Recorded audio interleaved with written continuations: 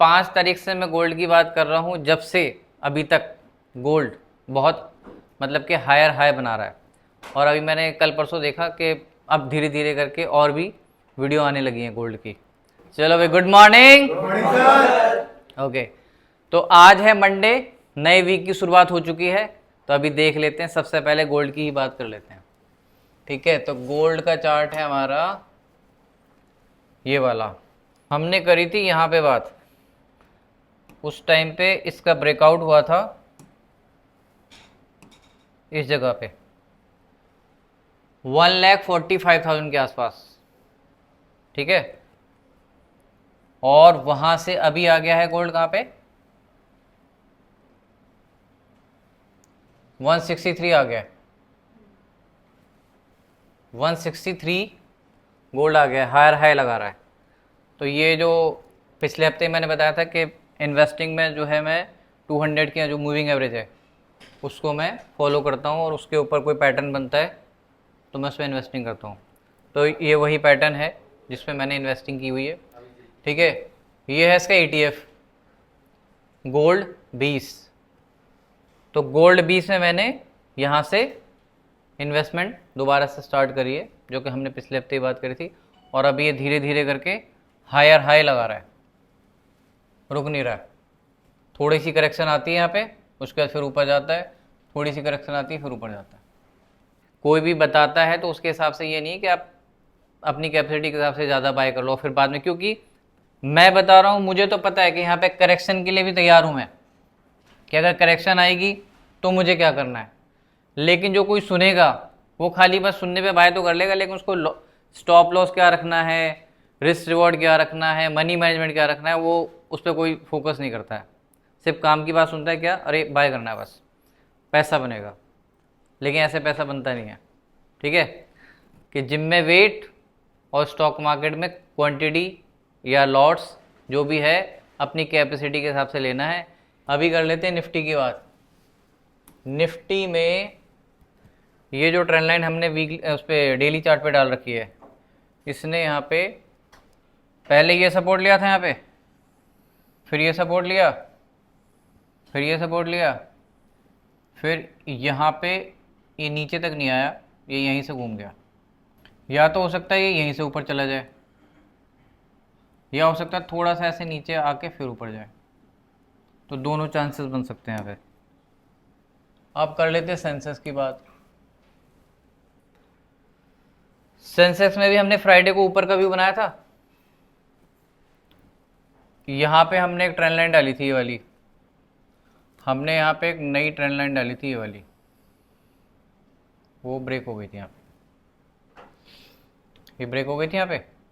उसके बाद हमने ऊपर का व्यू बनाया कि अगर ये ऊपर ही सस्टेन करता है, एक तो ट्रेंड लाइन का भी ब्रेकआउट हो गया है, दूसरा ये जो पहले से सपोर्ट बनाया था तो ये इसका रेजिस्टेंस बन गया था, इसका ही ब्रेकआउट हो गया है। अब मार्केट क्या कर रहा है यहाँ पे, इसके ऊपर ब्रेकआउट करके सस्टेन कर रहा है। तो यहाँ पे इसका एक रेजिस्टेंस ये था और एक रेजिस्टेंस ये था और एक रेजिस्टेंस ये था, तो दो रेजिस्टेंस बन गए इसके।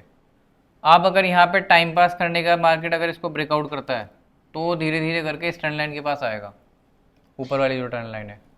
छोटे टाइम फ्रेम पर देख लेते हैं क्या हो रहा है 5 मिनट पे। अभी इसका हो गया ब्रेकआउट, यहाँ पे हो रहा है इसका टाइम पास, हो सकता है एक बार नीचे आए यहाँ पे और फिर जाए ऊपर।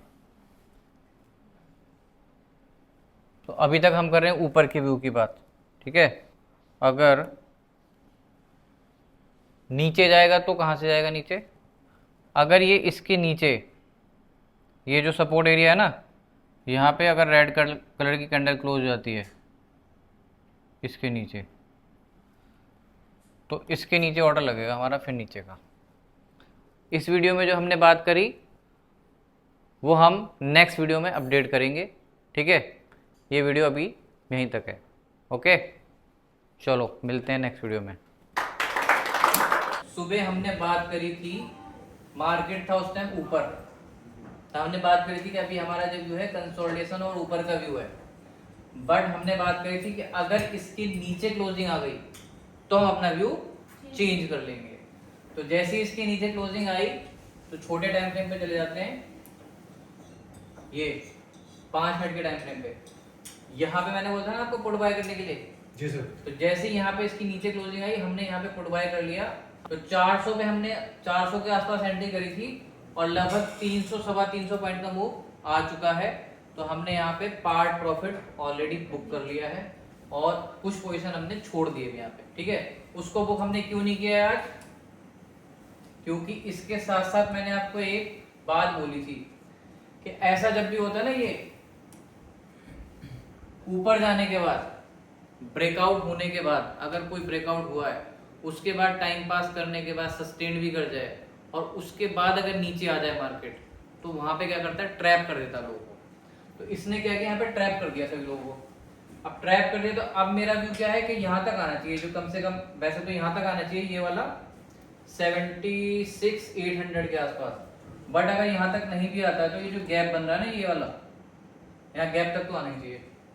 77,000 पे जो है ना यहाँ तक तो आना चाहिए, इसलिए हमने पोजीशन छोड़ी है, कुछ प्रॉफिट बुक कर लिया है और जो कुछ पोजीशन जो छोड़ी है इसको अब गैप फिल करना चाहिए। क्योंकि जब भी मार्केट ट्रैप करता है लोगों को तो वो नीचे आता है, नीचे या ऊपर जहाँ पर भी जो उसका जो नीचे का या ऊपर का लेवल होता है जो भी जहाँ से वो जाता है ऊपर, वहाँ पे वो 70-80% जरूर वापस आता है। तो इसलिए हमने वो पोजीशन छोड़ी हुई है और स्टॉप लॉस अभी हमने छोटा कर दिया है।